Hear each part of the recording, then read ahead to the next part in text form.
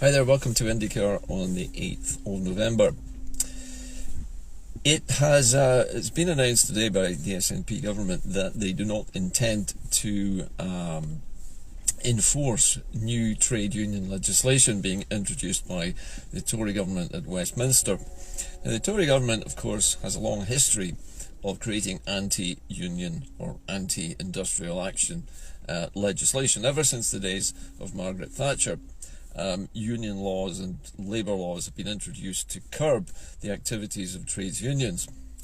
Now, in Scotland, unusually, I think it's fair to say, the railway system in Scotland is actually largely publicly owned.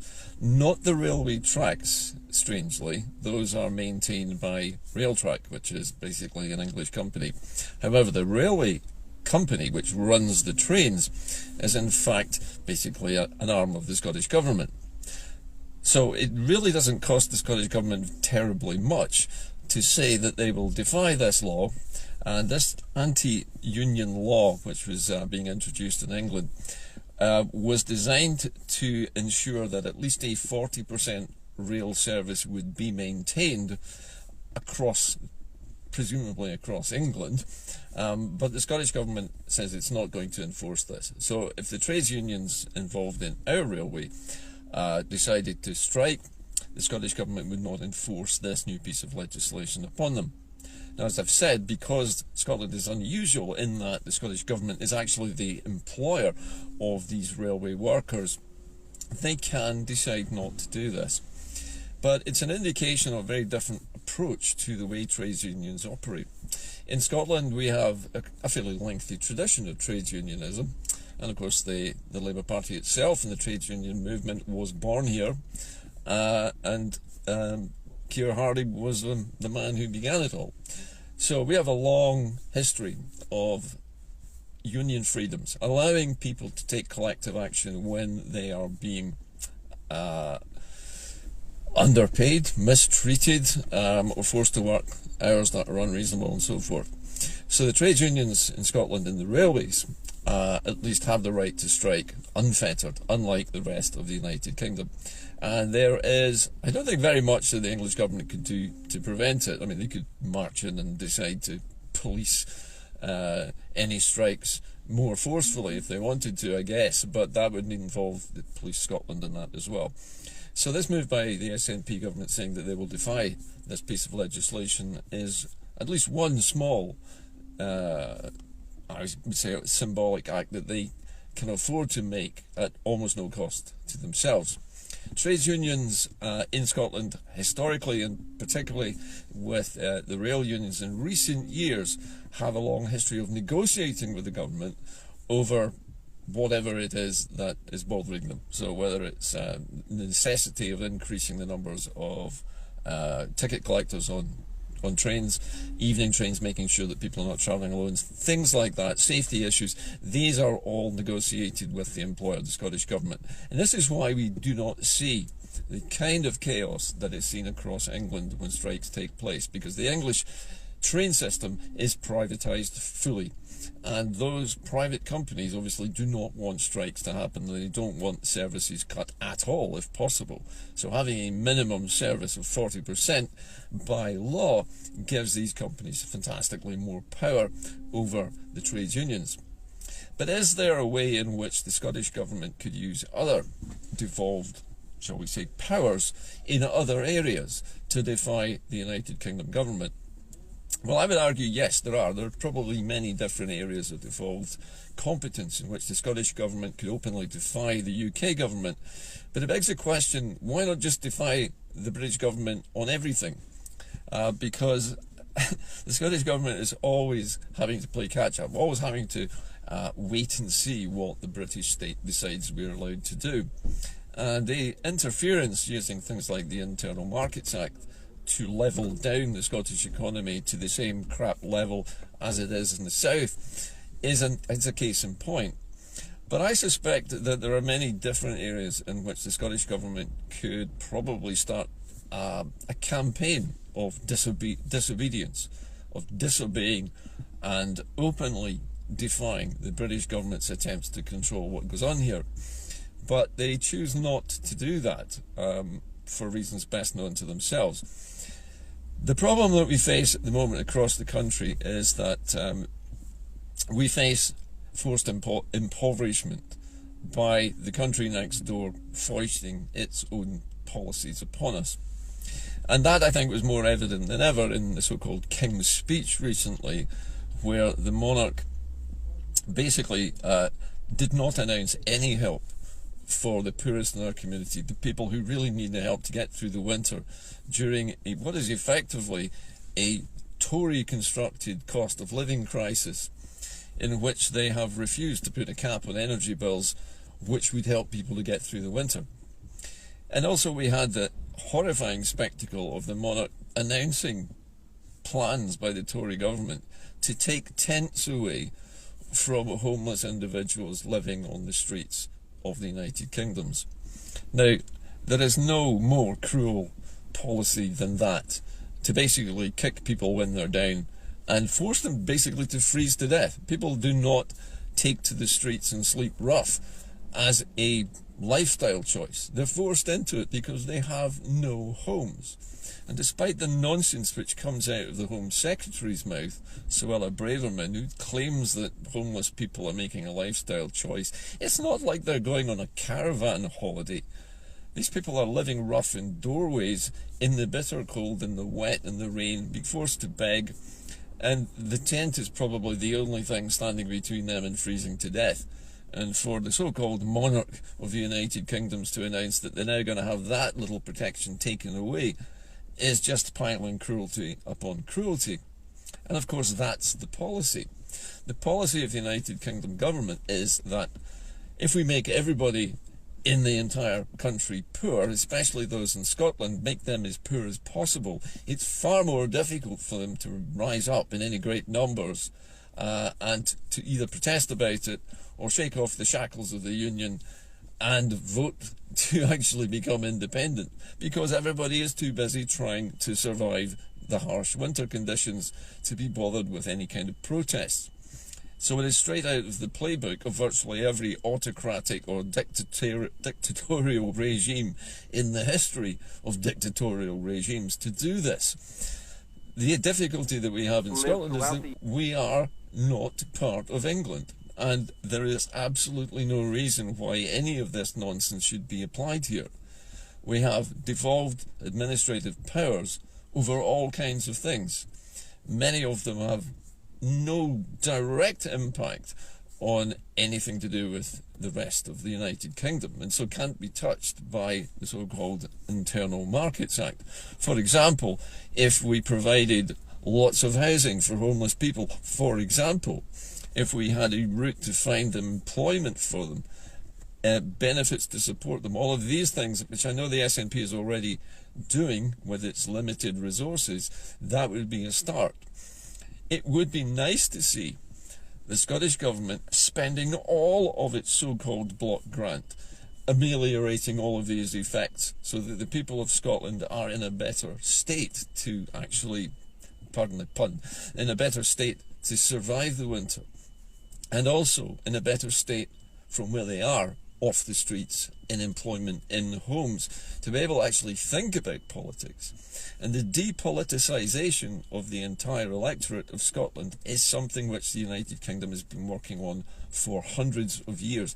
Keep them down, keep them poor, keep them powerless, make sure they can't rise, they can't do anything about it, and ensure that the politicians that they do have in Holyrood will not take any precipitate action to change things for the better.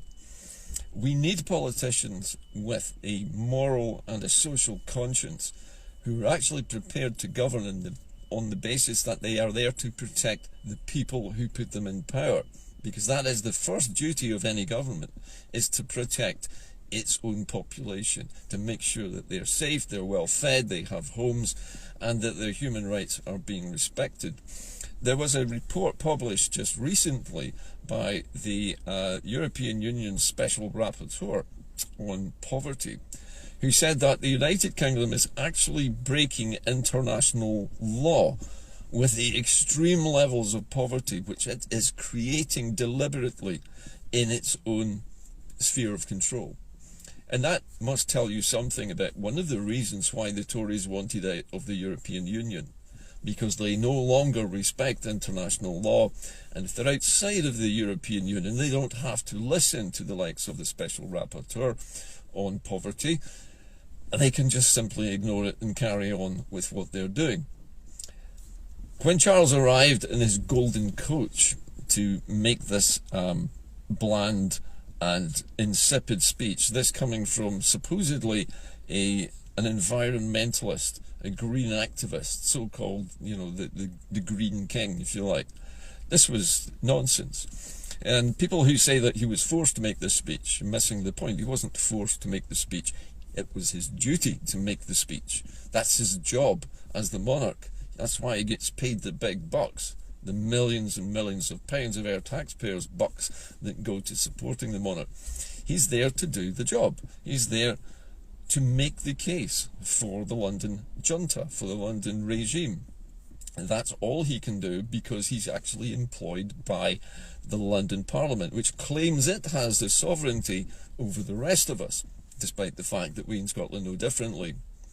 So I think we need a government with a little bit of backbone, who are prepared to stand up, not when it's easy for them to do it, as it is with this anti-union legislation, which can easily be overcome in Scotland, but when it's difficult, when there are things that they could do, like, for example, blocking the free ports notion completely until there are written guarantees from the United Kingdom that all of the green preconditions that the Scottish Government wants to see are written in blocks of stone and cannot be removed by any of the government's current pieces of legislation designed to do just that. There are ways in which we can exert some force on the United Kingdom government. If the Scottish Government is serious about using leverage, or the leverage, an American term, leverage, over these so-called free ports to affect some major change in Scottish industrial manufacturing so that it becomes green, then great. But let's make sure that there are written safeguards in there, written guarantees, guaranteed in perpetuity, that cannot be removed. Let's make the British government work for it, if nothing else. Because to do anything else is basically just helping the oppressor to keep oppressing us. And to my mind, as I reported the other day when I spoke about free ports are a way of enriching the already rich at the expense of the already poor, who are going to become poorer as a result.